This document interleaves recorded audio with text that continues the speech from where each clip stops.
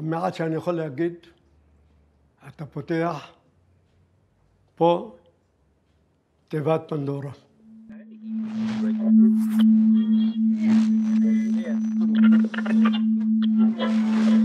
صوت إسرائيل من دار الإذاعة الإسرائيلية.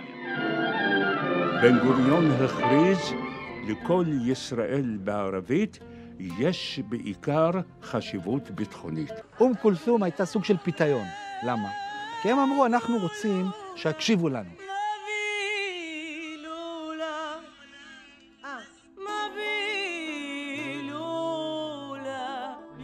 הייתה התרגשות עצומה שאתה שומע מישראל. את החדשות היומיומיות, הם דיברו על היומיום. זה כאילו אתה מחזיק את היד הגדולה של העם שלך, של המדינה שלך.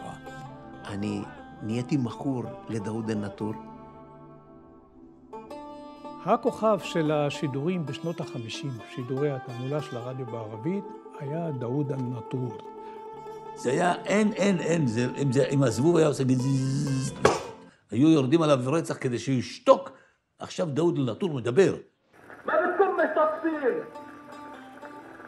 لكن شو النتيجة؟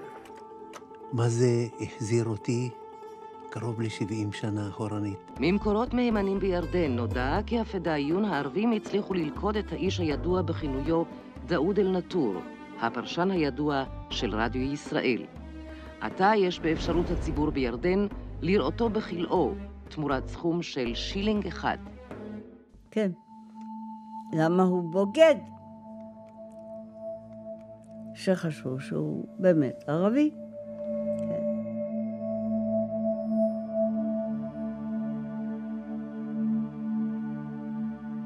פתאום התנועה הציונית אומרת, בונה, זה עובד הדבר הזה.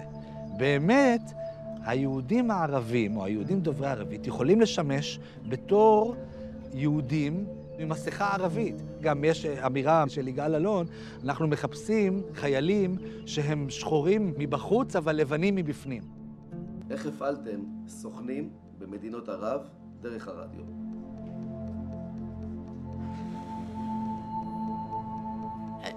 אתה יודע משהו? זה עכשיו אני משחקת עליך.